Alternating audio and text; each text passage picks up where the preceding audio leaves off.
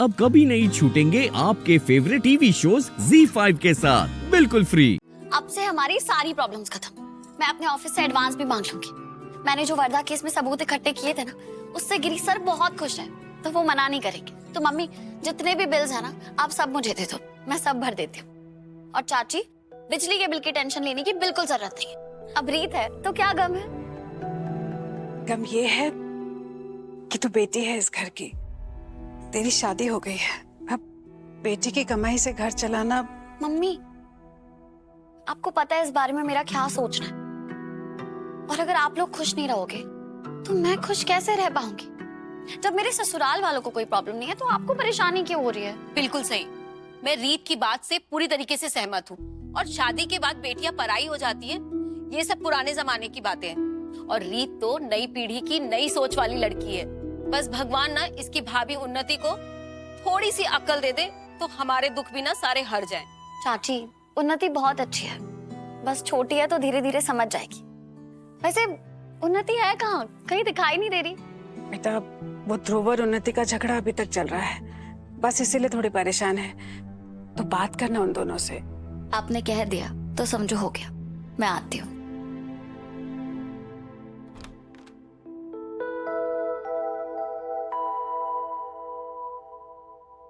Happy new year. भाभी, आप happy new year. हो, इतना ठंडा वेलकम अपनी भाभी का। क्या हुआ? अभी न्यू ईयर्स ना आपका हैप्पी है, मेरा तो एकदम सैड। न्यू ईयर्स भी और मूड भी। ध्रुव का मूड खराब है इसीलिए। हाँ भाभी, ध्रुव सब कुछ भूल के नहीं जाता। साल बदल रहा है लेकिन उसका मूड नहीं बदल रहा। उसको कहीं बिल्कुल भी एहसास नहीं कि इस घर में मैं उसकी वजह से हूँ। ऐसे सब मुझसे चिढ़े रहते हैं और ध्रुव उसको भी एकदम सड़ू बनता जा रहा है। आपको पता है, उसने मेरे को न्यू ईयर्स तक विश नहीं करा है अभी तक। उन्नति, कोई तुमसे चिढ़ा नहीं रहता है। इनफैक्ट सब लोग तुमसे बहुत प्यार करते हैं, और सबसे ज्यादा ध्रुव करता है। देखा ना आज सुबह कैसे सबने इतने प्यार से तुम्हारे लिए स्पेशल न्यू ईयर ब्रेकफास्ट बनाया था, है ना?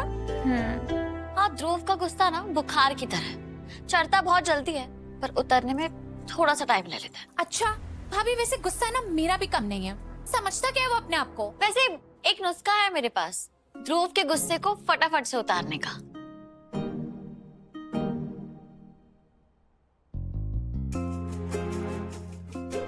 भाभी, वैसे क्या नुस्खा? उसका फेवरेट खाना। ऐसे ही नहीं कहते ना, आदमियों के दिल का रास्ता पेट से होकर जाता है। ये तो बहुत ही आसान है। थैंक यू भाभी। आप ना यही रहो, मैं 1 मिनट में आई। जाना मत आपके। ओके। मिस्टर केसरी, वर्धा जैसे खूंखार क्रिमिनल के खिलाफ आपने सबूत इकट्ठा करने के लिए कैसे जाल बिछाया? आपको डर नहीं लगता? मैंने तो बस अपने रिपोर्टर होने की ड्यूटी निभाई है, लेकिन अगर बच्चों की जान बचाने के लिए 100 बार भी मुझे अपनी जान खतरे में डालनी पड़े तो मैं डालूंगा।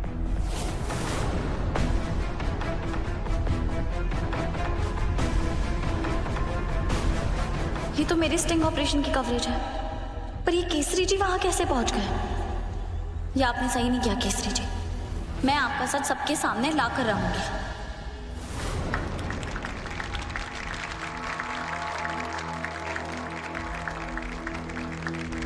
आप लोग तो मुझे ये इंक्रीमेंट, प्रमोशन और मेडल देकर शर्मिंदा कर रहे हैं। अरे एक रिपोर्टर को तो काम होता है सच को बाहर लाने के लिए खतरों से खेलने का।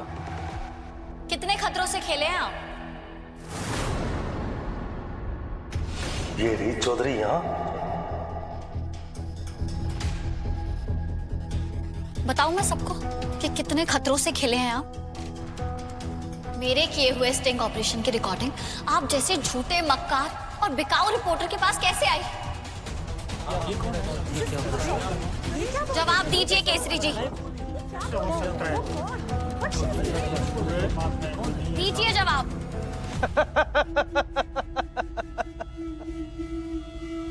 अरे भाई, आप सब लोग ये देखकर विचलित मत होइए। आप सब लोग अपना कीमती वक्त सच की खोज में लगाइए, ना कि ऐसी झूठी खबरें फैलाने वाली भूतपूर्व रिपोर्टर पे। झूठी खबरें? मेरी मेहनत और लगन को आप झूठी खबरों का नाम दे रहे हैं। 1 मिनट, इससे पहले कि तुम कुछ कहो, मुझे तुम्हें किसी से मिलवाना है। आइए।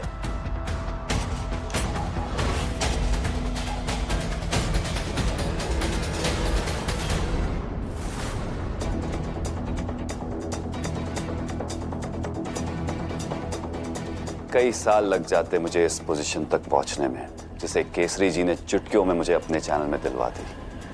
अरे आप डिजर्व करते हैं इस पोस्ट के लिए गिरी साहब। आपने ही तो मुझे वर्धा के स्टिंग ऑपरेशन की रिकॉर्डिंग दी थी और इस बददिमाग रीत चौधरी से बदला लेने का मौका भी। आपकी हिम्मत कैसे हुई ऐसा करने की? आप सिर्फ पत्रकार घटिया नहीं है, इंसान उससे भी ज्यादा घटिया है। छोड़िए। काला धब्बा है आप पत्रकार के नाम। छोड़िए मैडम, छोड़िए। मैं छोड़ूंगी नहीं आप दोनों को। आपको पता है मैम, प्लीज छोड़िए, रीत मैम, जब प्लीज। मजबूर होती है ना तो और भी ज्यादा मजबूत होती है। अरे छोड़ो इन्हें। छोड़ो मुझे। मैं आपको छोड़ूंगी नहीं केसरी जी। सिक्योरिटी, बाहर का रास्ता दिखाओ मैडम को। चलिए मैडम, बाहर चलिए, चलिए।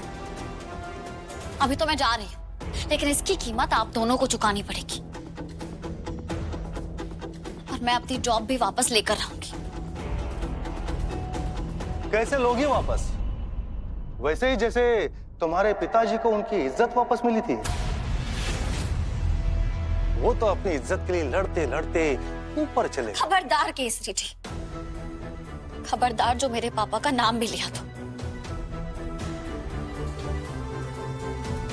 इंतजार कीजिए, आप दोनों का पर्दाफाश करेगी रिपोर्टर रीत चौधरी।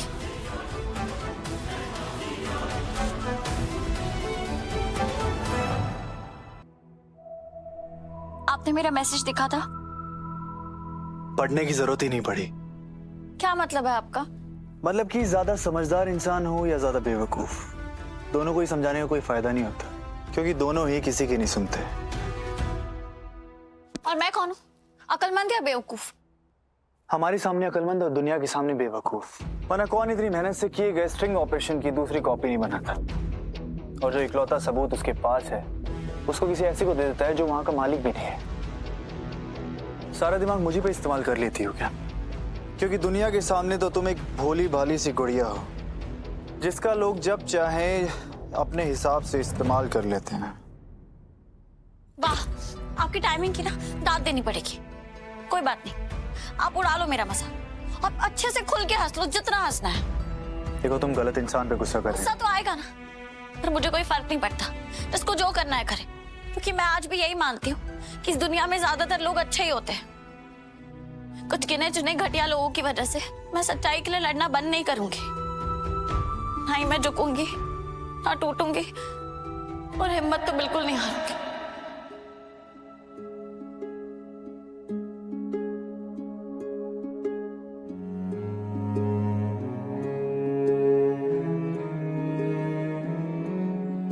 कैसे बने हैं, क्यों बने, क्या पता,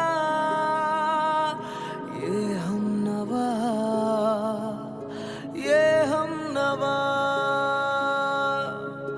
दोनों को देखो ले जाए रास्ता, जाने कहाँ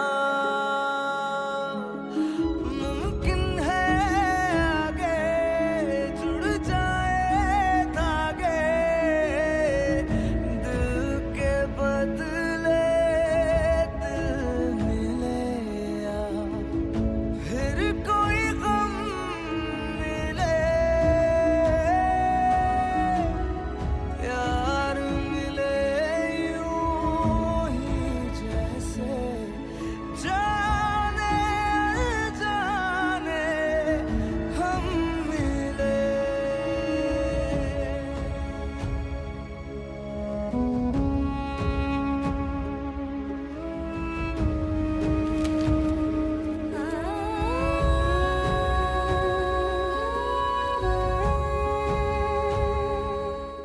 Z5 ऐप डाउनलोड करें और देखें सारे एपिसोड्स बिल्कुल फ्री।